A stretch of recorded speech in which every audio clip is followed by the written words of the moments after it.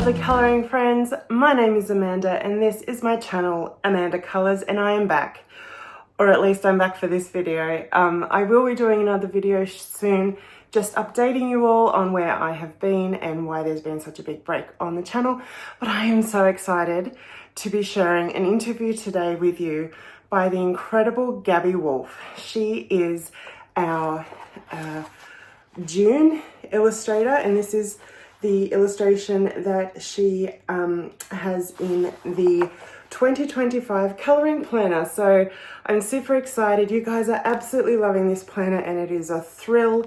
I have been working so hard on the 2026 planner, and there will be 2 different editions available. If you want a bit of a sneak peek on what's happening with that, make sure you head over to Instagram and check out the little previews that I'm giving over there.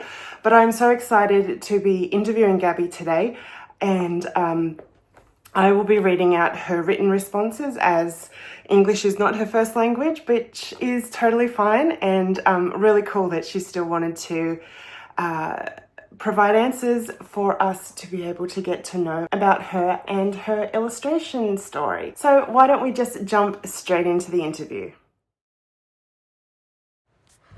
Please tell us about yourself, where you live, what you do for work, and anything else you'd like to share. My name is Gabi Wolf. I was born in Bonn in 1972 and have lived in Berlin since 2002. Although I loved painting and drawing as a child, I decided at a young age to train as a medical assistant. I worked in this profession until the end of 2024. In the 1990s, I lost sight of drawing after moving to Berlin. I discovered digital photography. For many years, I wandered through the landscapes of Berlin and Brandenburg with my camera, photographing insects and other animals. My love of hiking has stayed with me to this day. In 2008, I found my old coloured pencils in a box when I was moving within Berlin, and I started drawing again. First, just for myself, then for family and friends. At the end of 2012, I read an article about digital illustration. It made me very curious, and I bought Photoshop and Illustrator. I am still very enthusiastic about Illustrator in particular. After a while, I got to grips with the program and started selling my illustrations on Adobe Stock. By the end of 2020, I had created thousands of vector illustrations that you can still buy there today. Around this time, I worked with Procreate for the first time. Then Corona came along and everything changed. What inspired you to create colouring books? The short answer is Corona is to blame. At the beginning and middle of 2020, I felt like many of you. Corona had me firmly in its grip. I didn't have the virus, but the constant bad news practically paralysed me. I was so insecure and scared, and I couldn't manage a single picture. Condemned to spend my days alone with myself in lockdown, I looked for a way to distract myself and discovered colouring books for adults on Amazon. It was perfect. I could colour again without having to think about it, and I bought some mandala colouring books. And indeed, these colouring books not only calmed me down a lot, but also untangled the knot in my head. I was so inspired that I wanted to create a colouring book. I created 100 mandalas in Illustrator, put them together into 2 books in InDesign, and uploaded them to Amazon KPD. But I have to admit that the last 20 or 30 mandalas were torture for me. Colouring a mandala once in a while is okay, but I didn't want to do it all the time. My third colouring book, Daydreams, therefore contains mainly landscapes and houses that I drew with Procreate. Until then, I had only used Procreate for sketches. I enjoyed it so much that more colouring books quickly followed. I have now published 19 colouring books and have been working as a freelance illustrator since the beginning of 2025. What inspired you to create colouring books, and how did you develop your unique style? That's a difficult question that I can't really answer directly.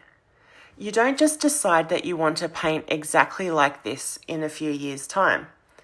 It's a gradual process that is still developing today. I think I was most influenced by comics. I've always loved reading the funny paperback in particular, even today.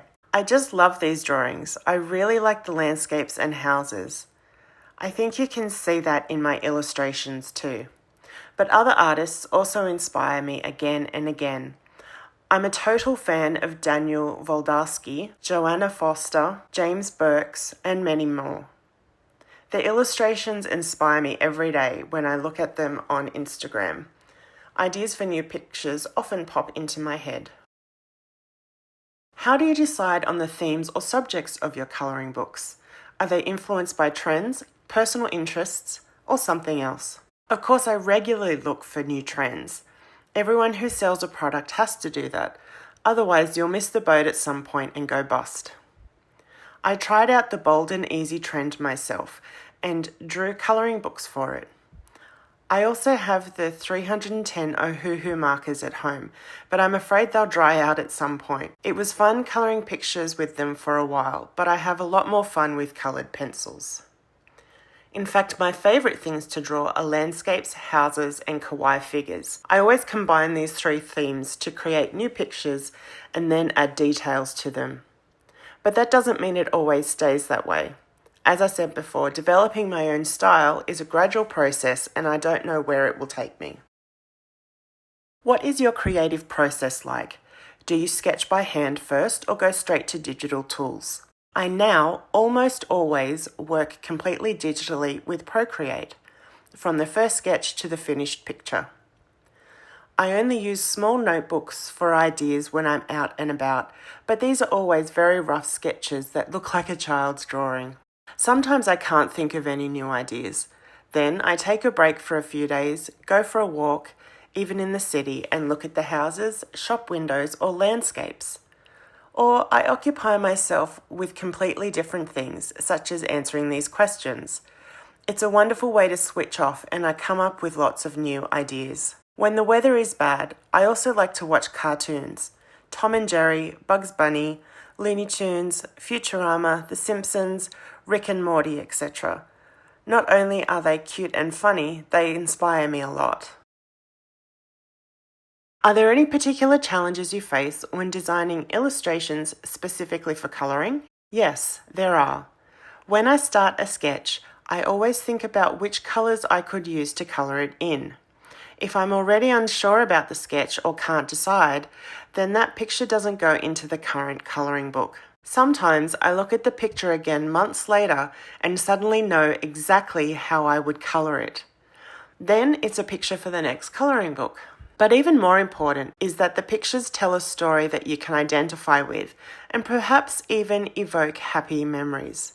You can then relax particularly well while colouring. What do you hope people feel or experience when they colour your artwork? I hope that people enjoy colouring them as much as I do. My illustrations should not only help people relax, they should also make them happy and bring a smile to their faces. That's why I always draw cheerful, funny characters in beautiful settings. It should simply be fun. Do you have a favourite illustration or page you've created? And if so, what makes it special to you? Sometimes I already have to smile at the sketch because the picture turns out so cute. These are my favourite illustrations, and these are also the pictures that are shared the most on social media. Of course, that makes me particularly happy and encourages me to draw more of them. I have many favourite pictures, but my very favourite picture is the cake picture in the colouring book Mini Mania 1. It made me smile when I had the idea for the picture. What's the most surprising or rewarding feedback you've received from someone who used your colouring books?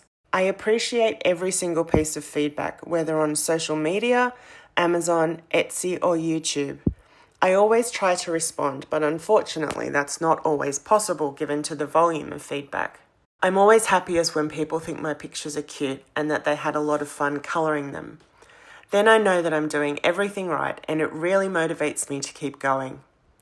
I'm really happy when I can see a completed picture. How do you stay inspired and generate fresh ideas for new books in such a competitive market? This is both very easy and very difficult. As I've already said, I regularly look out for new trends. But apart from the bold and easy trend, none of them have convinced me yet. To be honest, many new trends or some books by other artists tend to show me what I don't want to do. Not because their work is bad, but because it just doesn't suit me and I can't identify with it. I used to try other styles occasionally, but I was never really happy with the results. Many artists have a new theme for each of their books. I do better with series, so I'm sure there will be more of the Mini Mania colouring books to come. What advice would you give to aspiring illustrators who want to create their own colouring books? Don't give up. The beginning in particular is very difficult. Many months can pass before you achieve your first significant sales. Social media can help to publicise your book, but even then you won't earn enough to make a living from it. So you have to invest a lot of time to create really good illustrations and put everything together in a book. Now, after 4 years, I earn enough from my books to make a living, but that doesn't make me rich by any means. If you believe those videos that promise you can create a book in an hour and earn $1,000 a month, you're out of luck. It doesn't work. There are a few, very few exceptions, but they probably don't even make up 1% of colouring books. All you have to do is search for colouring books on Amazon and then set the sorting to new releases. Then, in addition to finding a few great books, you get endless pages of colouring books that nobody wants. If you want to earn money with your art, you have to keep an eye on the market. This applies not only to colouring books, but also, for example, to children's book illustrators and any other type of art. After all, you want to be able to make a living from it. It is therefore important to keep up to date. Who are some of your biggest influences in both art and in life? My family and friends. Not only did my family constantly provide me with new comics as a child, they also encouraged me to continue on my path today and support me with every new step. This support is very important to me and gives me the courage to keep going. I do everything to do with my colouring books myself. The illustrations, the cover, the book design, the marketing, and also the videos, including video editing. It's a very labour-intensive process, and I wouldn't be able to do it without the support of my family and friends. What do you enjoy doing when you're not working on illustrations? Does it influence your art in any way? When you work at home like I do, and how much money you have in your account depends on how hard you work, it's very difficult to switch off. But relaxation is important. That's why I go for a long walk every day, and I also read a lot. I often meet up with my friends. We go hiking, to the movies, shopping, or out to eat. That clears my head, and when I have an idea for a new picture, I quickly make a sketch in my notebook. A huge thank you to Gabi for taking the time to let me interview her and to share about her story. It's just so cool to get to know the people behind the illustrations. If you want to check out more of Gabi's work, you can do that. I'll have a bunch of links to her Instagram, her Etsy, her Amazon stores, so that you can check out her work and buy her gorgeous colouring books. Thank you again, Gabi, for your time and your beautiful illustrations. Don't forget, you can still get your 2025 colouring planner over on Amazon. There's still 6 months to go. There's a bunch of beautiful illustrations, some of which are exclusive and you can only get them in this planner, and they're by some of our favourite colouring book illustrators. So yeah, and don't forget, if you want updates on the 2026 planner, and there's going to be some super exciting news very, very soon, make sure you head over to Instagram. But leave any questions, comments you have down below, and I'll see you in the next video. Bye.